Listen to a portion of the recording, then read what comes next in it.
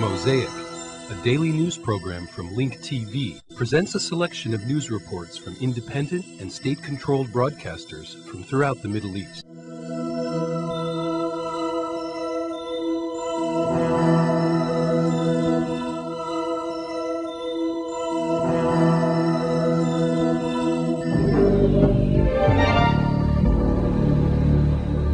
أهلا بكم إلى المدار ونبدأه بالشأن الفلسطيني فقد أعلن متحدث باسم وزارة الداخلية الفلسطينية. Welcome to the Madar program. We begin from Palestine, where the Interior Minister has announced that the Palestinian Authority has put its security agencies in a maximum state of alertness. This comes after clashes erupted between members of the Palestinian Security Forces and members of Qassam Martyrs Brigades, the military wing of the Islamic resistance movement Hamas, injuring 5 Hamas activists.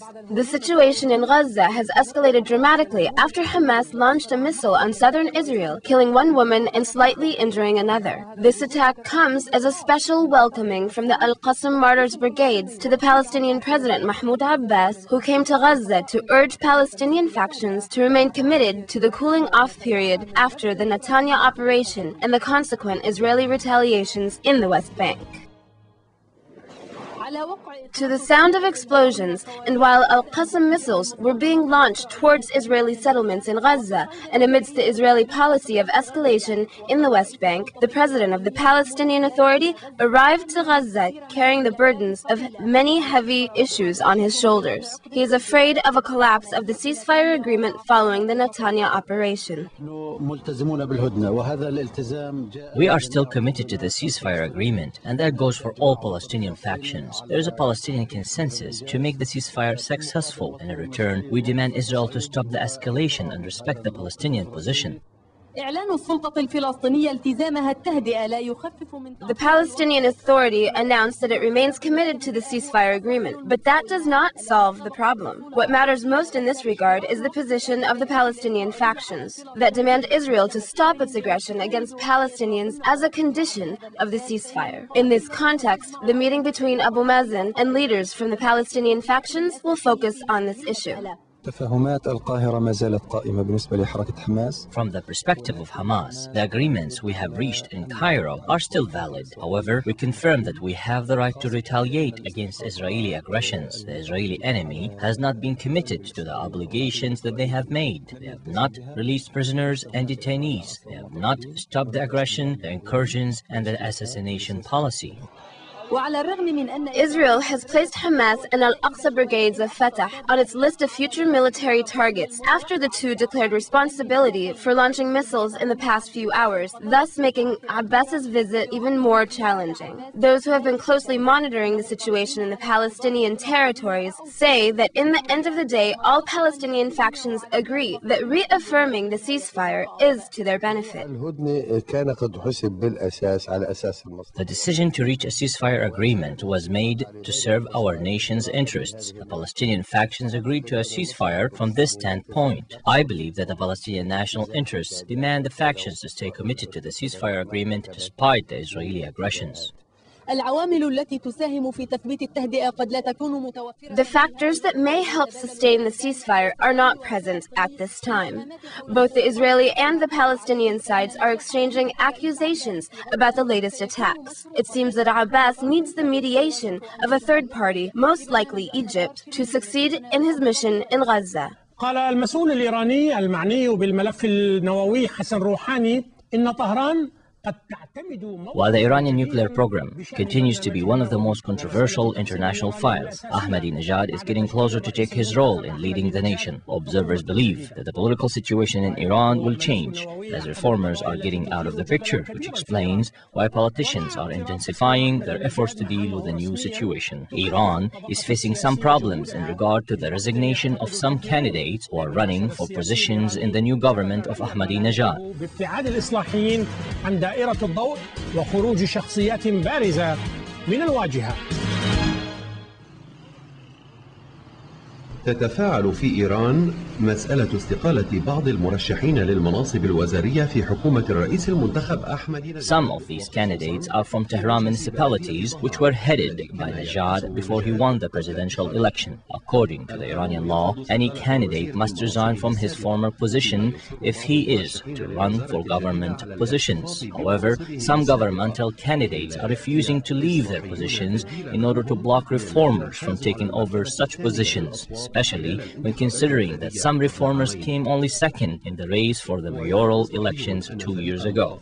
Reformers accused the conservatives, who achieved an overwhelming victory, of wanting to control both the parliament and the municipalities and violating the laws of the country. In his first visit to the parliament, the elected president Ahmadinejad denied the reformers' corruption allegations after a friendly meeting with the president of the parliament.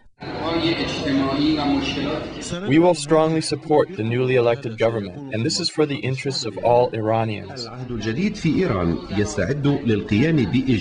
This new era in Iran is bringing with it lots of new measures and changes. According to observers, the new government will target figures from Hashemi Rafsanjani's group called the Forsake Working and replace them with members of Ahmadinejad's group called the Construction and Development Party. Meanwhile, former Parliament President Mahdi Karoubi announced that he had formed a party after resigning from all positions held in the Iranian government. Similarly, several other Iranian organizations and groups are making efforts to form opposition parties to face the new government. This comes after the former Iranian president Mohammad Khatami strengthened these relations during his past 8 years of presidency. At the time, Khatami showed the world a new face of Iran. Nevertheless, the new president insisted that he is a moderate, while pledging to protect the values and principles of the Islamic Revolution.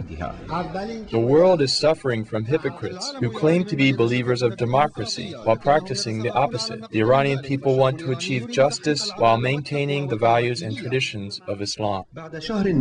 In a month from today, Najadi will take over the presidency, replacing Mohammad Khatami. During this time, Najadi is to name his cabinet members and ministers, a controversial issue that was the subject of intense discussions during yesterday's closed-door parliamentary session. It seems that the criticism that Najadi has received from abroad was the only obstacle because the parliament and the new government had already given him their confidence and they are in agreement with him on local and international issues facing the country. For Al-Madar program, Abdul Salim Aql, Abu Dhabi Television, Tehran.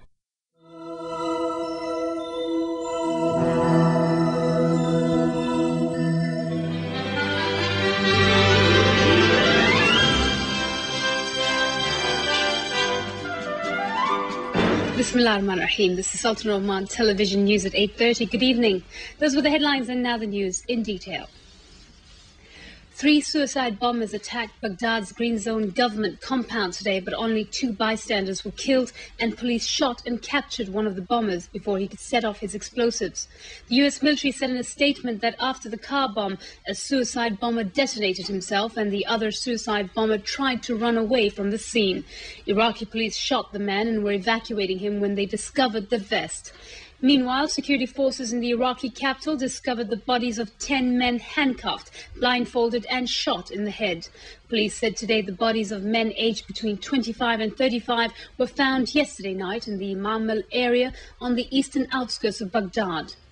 In another development, the Italian Defense Ministry said an Italian soldier was killed and 2 others were injured when their military jeep crashed today near the southern Iraqi city of Nasiriyah. Palestinian leader Mahmoud Abbas today denounced spiraling violence and called for calm after Israeli troops shot dead a Palestinian in the West Bank. Abbas told a joint news conference with visiting German Foreign Minister Joseph Fisker when asked about the early morning shooting in the city of Nablus that this is exactly what they call the spiral of violence. He confirmed he would head to Gaza City later today for emergency talks with Palestinian groups following the bombing. Israeli soldiers raided the house of a British citizen in the West Bank town of Nablus early today and killed a Palestinian. Soldiers broke into a house where Mohammed Alassi, a local leader of the Al-Aqsa group, was meeting with Hana Alassi, a British citizen. The army said Alassi, a British national who moved to Nablus in 2002, was an activist who gave refuge to militants in her home. Alassi, who said she is not related to the killed militant, said she is a journalist who has made television documentaries and filed stories to radio stations and magazines on the Middle East conflict. She said the raid occurred during a gathering of friends at her house. Joschka Fischer, meanwhile, German Foreign Minister Joschka Fischer said a successful Israeli pullout from Gaza would offer a great opportunity to advance Middle East peace after concluding a visit to the region today. He faced the media after a day of talks with the Palestinian leadership in the West Bank city of Ramallah, focused on next month's Gaza pullout, aid for the Palestinian Authority and ways to advance the stalled peace process. During talks with Israeli officials yesterday, Fischer pledged Berlin's help in ensuring the success of the pullout, one day after suicide bombing prompted fears it could be accompanied by widespread violence. EU Foreign Policy Chief Javier Solana attended a ceremony at Gaza police headquarters today to distribute motorcycles given by the European Union to the Palestinian Authority. The EU contribution will assist the Palestinian Authority to maintain calm during the period of the Israeli pullout from Gaza Strip expected in mid-August. Solana met Palestinian officials in Ramallah yesterday, where he condemned Tuesday's suicide bombing in Israel, saying that the attack was not only targeting Israelis but also hurting the Palestinian interest in moving forward the disengagement plan. Hundreds of Jewish settlers, enraged by Israel's government's closure of the Gaza settlements ahead of this summer's evacuation, were forcibly removed from the main Kisufum crossing early today after clashing with police and soldiers. Shortly after the decision was taken by Israeli Prime Minister Ariel Sharon yesterday morning, scores of protesters made their way to Kisufum, which is the main entrance to the Gush Katif settlement block. Police removed their vehicles with tow trucks, prompting clashes in which several settlers and a police officer were slightly injured. It was not immediately clear how many people were arrested. The Palestinian Deputy Prime Minister Nabil Shahad said he hoped the situation could return to normal as soon as possible following the negative consequences of the suicide attack in Netanya, which killed 4 Israelis. He was speaking after a meeting in Paris yesterday with the French Foreign Minister Philippe Douste-Blazy. Following the meeting, Douste-Blazy said France would do all it could to make sure the Gaza withdrawal was accompanied by a political process that would give political and economic stability for all the Palestinian territories. Britain remembered the victims of the London bombings today with 2 minutes of silent reflection, exactly a week after at least 52 people were killed and more than 700 wounded in the attacks. A silent memorial took place across the country at 1100 GMT. As Big Ben chimed at noon, tourists and Londoners alike stopped. Meanwhile, people across Europe and beyond paused for 2 minutes of silence today to honour the victims of last week's London attacks. In Paris, sirens wailed across the city and French President Jacques Chirac stood at attention outside the Élysée Palace. In Brussels, hundreds of European Union officials gathered in silence outside the EU Commission headquarters, where the EU flags flew at half-staff. In Madrid, the mayor and other officials observed the silence. Workers in public offices and deputies in Italy's lower house of parliament also paused at midday. Meanwhile, the 4th bomber who took part in Britain's attack was named today. All 4 bombs have now been confirmed as suicide attacks, who are thought to have died in the blasts.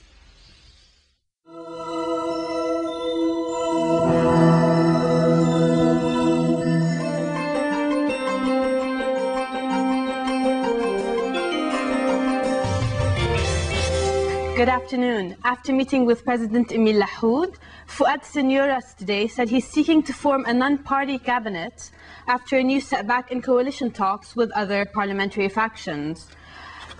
PM Fouad Senouras decided that they're going to elect a parliament which is not made up of members of the party. Kinda Shad has the latest on the story. Political sources said squabbling has delayed the announcement expected yesterday of Lebanon's first government since Syrian troops withdrew.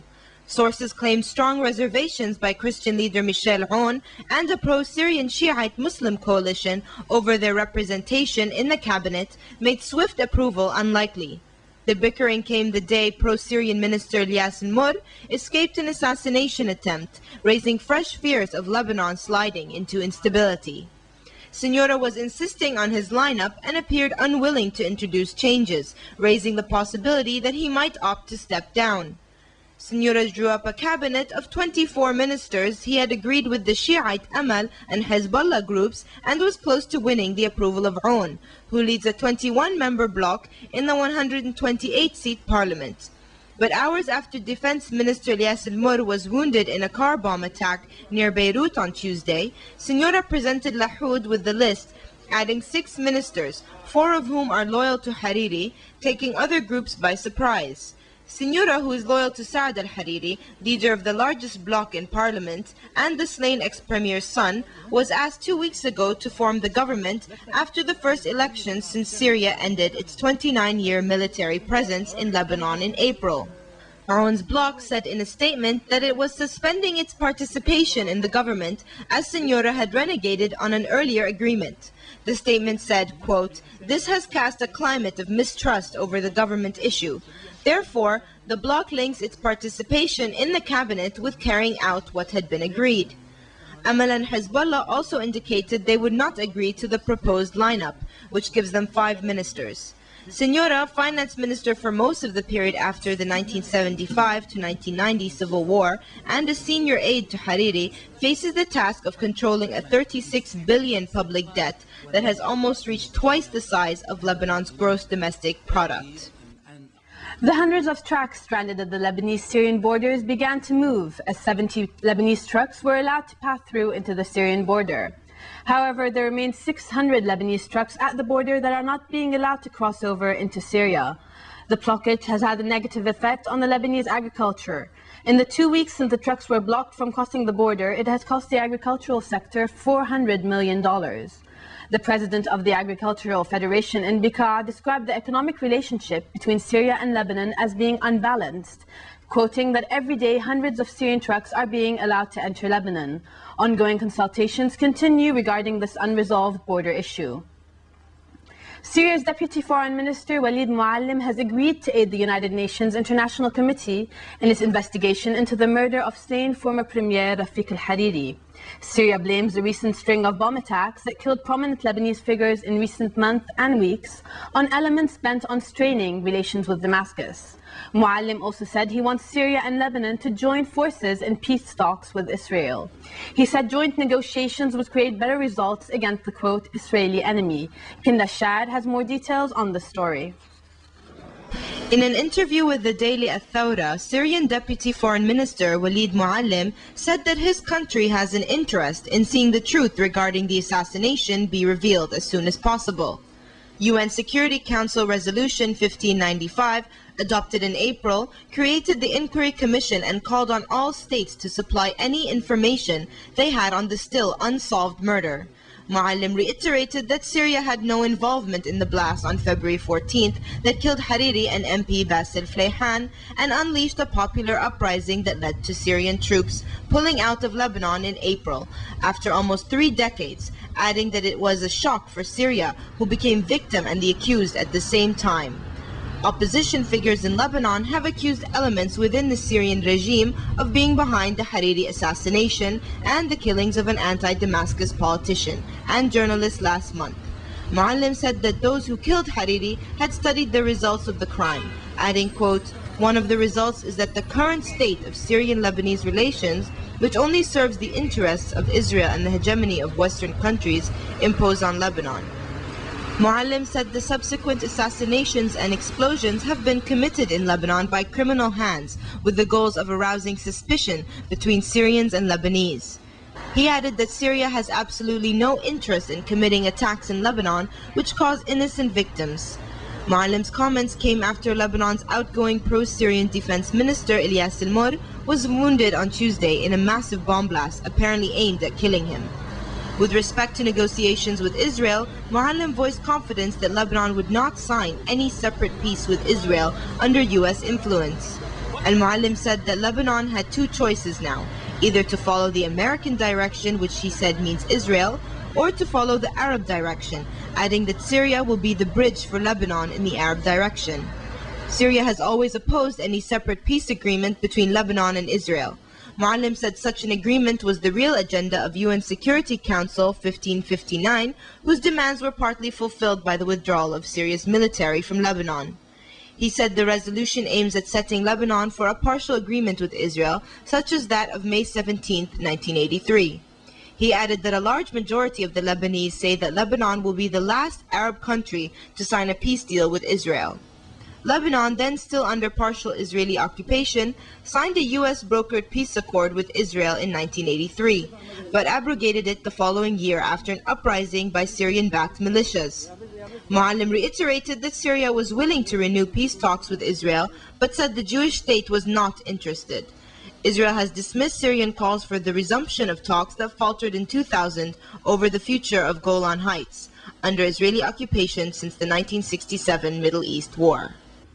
In a struggle to make a living, as many as 100,000 Lebanese children put their childhood dreams behind them and head out to work under often difficult and sometimes hazardous conditions. Lebanon's Labor Ministry, in cooperation with multinational organizations such as the International Labour Organization and some Lebanese NGOs, have tried to determine the extent of child labor in Lebanon. Their research has revealed that child labor is a much bigger problem in Lebanon than was previously thought. The industrial and commercial district of Tripoli, Lebanon's second city, is teeming with children, some with dirty hands and oily faces, working as mechanics, washing cars, or selling local produce in order to make ends meet. Azim Munajid, a child laborer who repairs cars at a mechanic's workshop, said he was bright at school but had to give it up in order to learn a trade. Nazha Shadita, a Labour Ministry official in charge of combating child labour, told Reuters that based on studies by the International Labour Organization with the Labour Ministry, it's estimated that there are about 100,000 child labourers in Lebanon. Shadita explained that earlier studies had not included large numbers of children working in agriculture, especially tobacco farming. Among the proposals suggested in order to ease the situation, the age for legal employment is to be raised from 13 to 15. Child workers attended the conference wearing T-shirts reading "From Work to Education" and calling for their rights to go to school. Nabil Shaheen, one of the child laborers who was lucky enough to have the opportunity to attend the conference, spoke of employment history. I started working when I was 10 years old in a grocery store, then in an auto repair shop and carpentry. I worked a lot of different jobs to help my family and for myself when I grow up. Another child worker said he gets some schooling before he starts his workday through the Lebanese Social Movement, an NGO that provides education for child workers.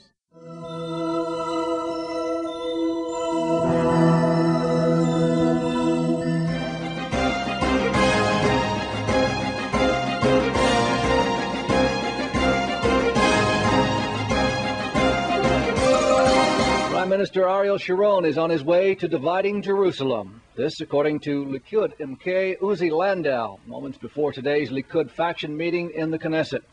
Landau was responding to yesterday's cabinet approval of the West Bank security barrier, which leaves 55,000 Jerusalem area Arab residents on the eastern side of the fence.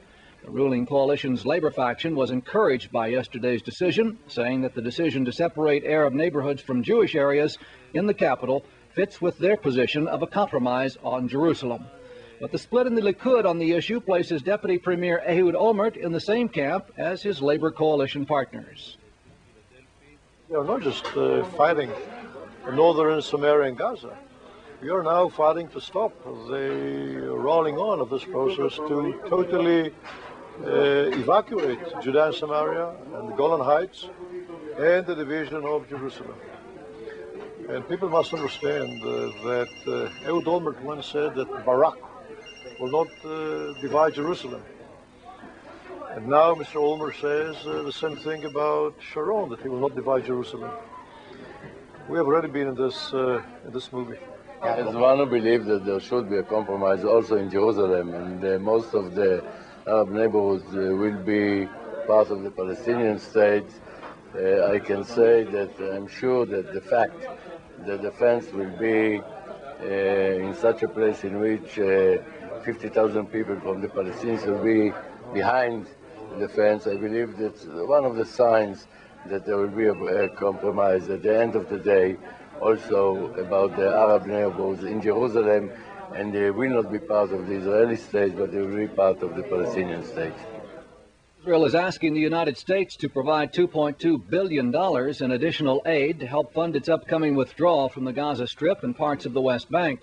This according to Vice Premier Shimon Peres, who met today in Jerusalem with U.S. Middle East envoy James Wolfensohn and European Union Foreign Policy Chief Javier Solana.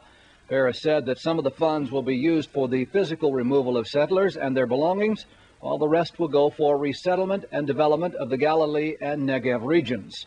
Solana said the EU will do all that it can politically, economically, and security-wise to assist the disengagement process. Part of it is for the disengagement, where Israel is spending a lot of money anyway.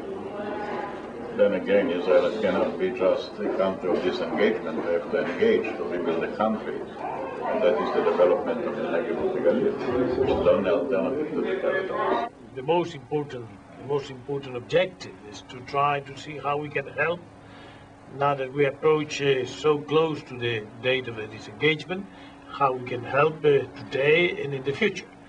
I think that this, as I said before, the disengagement is very important for everybody, for the Palestinians, also for the Israelis, and we would like to be as helpful as possible in all the directions.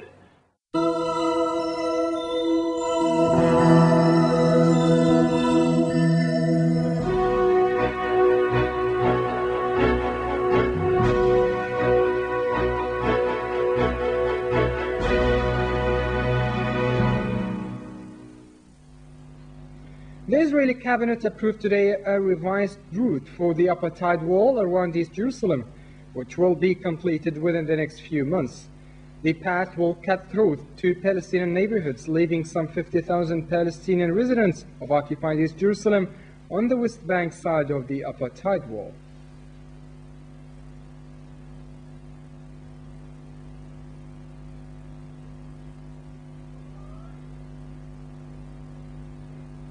The Interior and Security Committee of the Legislative Council held a closed session today, chaired by General Fakhri Shakura, in the presence of Minister of Interior and National Security General Nasser Youssef, and the participation of heads of security bodies. General Youssef said that the meeting discussed the internal security situation, asserting that there are clear operations for the slated Israeli withdrawal from Gaza through training forces to control security after the withdrawal. In turn, member of the Legislative Council, Ibrahim Abu Najah, described the outcomes of the session as fruitful and successful. Member of the Legislative Council, Marwan Kanafani, submitted today his resignation in a protest at the deteriorated situation in the Palestinian territory, adding that neither the PLC nor the government had stopped the violations against the law.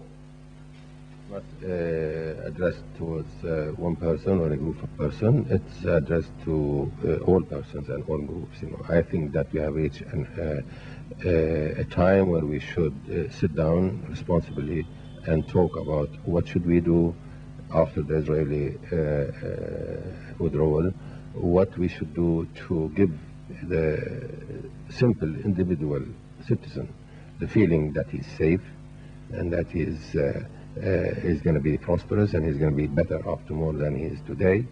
I am extremely worried about the situation, and I am worried also about the measures that are being taken by not only the government but also the council and also the political parties. I think it's about time now to sit down and talk as a group of people who are facing the same danger, the same threat, and find a way out of the situation we are facing.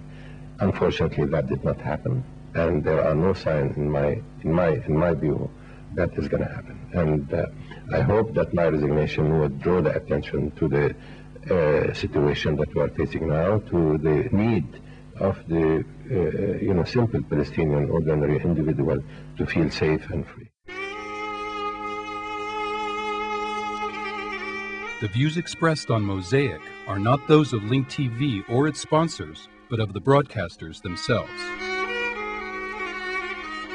Mosaic is made possible by a grant from the John S. and James L. Knight Foundation, which promotes journalism excellence worldwide and invests in the vitality of 26 U.S. communities, and the William and Flora Hewlett Foundation.